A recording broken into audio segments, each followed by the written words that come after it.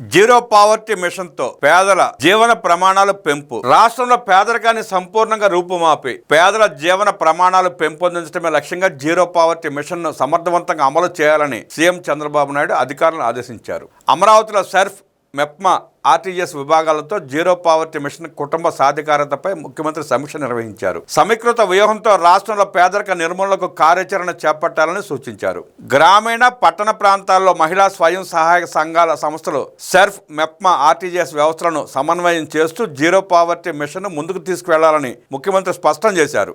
ఎన్హెచ్జీలకు సంబంధించి ఈ వ్యవస్థల నెట్వర్క్ ద్వారా 1,30,00,000 కుటుంబాల ఆదాయం పెరిగేలా చర్యలు తీసుకోవాలని సూచించారు. ఈ అంశంపై వివిధ దేశాలు, రాష్ట్రాల్లో అమలవుతున్న అత్యుత్తమ పేదరిక నిర్మూలన విధానాలను అధ్యయనం చేయాలని ముఖ్యమంత్రి పేర్కొన్నారు. 2047 స్వర్ణాంధ్ర మిషన్ లక్ష్యాలకు అనుగుణంగా రాష్ట్రంలో జీరో పావర్టీ మిషన్ సమర్థంగా చేపట్టాల్సి ఉందన్నారు. రాష్ట్రంలో పేదరిక నిర్మూలన మిషన్ కు సంబంధించి కేంద్రం అమలు చేస్తున్న నేషనల్ రూరల్ లైవ్లీహుడ్ మిషన్ ద్వారా వచ్చే ఆర్థిక సంవత్సరంలో 1,100 కోట్ల రూపాయలను సమర్థంగా వినియోగించుకునేలా కార్యాచరణ చేపట్టాలన్నారు. అటు జాతీయ అర్బన్ లైవ్లీహుడ్ మిషన్ ద్వారా పట్టణ ప్రాంతాల్లోనూ పేదరిక నిర్మూలన కోసం ప్రణాళికలు చేయాలన్నారు. వీటితో పాటు స్వయం సహాయక సంఘాలు తయారు చేసే ఉత్పత్తులకు స్వయం పేరిట బ్రాండింగ్ ఇచ్చి మార్కెటింగ్ సౌకర్యం కల్పించాలని ముఖ్యమంత్రి ఆదేశాలు జారీ చేశారు. ప్రభుత్వ పథకాలు, P4 విధానం, స్వయం సహాయక సంఘాల సహకారంతో ప్రతి కుటుంబం ఆర్థికంగా నిలదొక్కుకోవాలని ముఖ్యమంత్రి ఆకాంక్షించారు. ఈ కార్యక్రమాన్ని మార్గదర్శి బంగారు కుటుంబం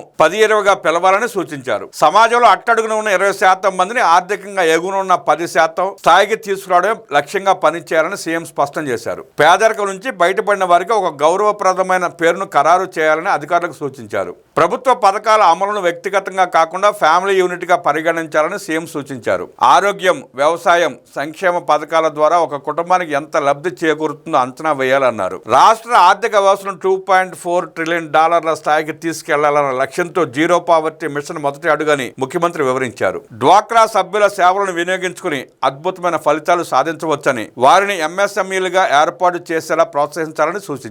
పేదలను ఆర్థికంగా బలోపేతం చేయడం ద్వారా స్వర్ణాంధ్ర 2047 విజన్ సాకారం అవుతుందని ముఖ్యమంత్రి అన్నారు.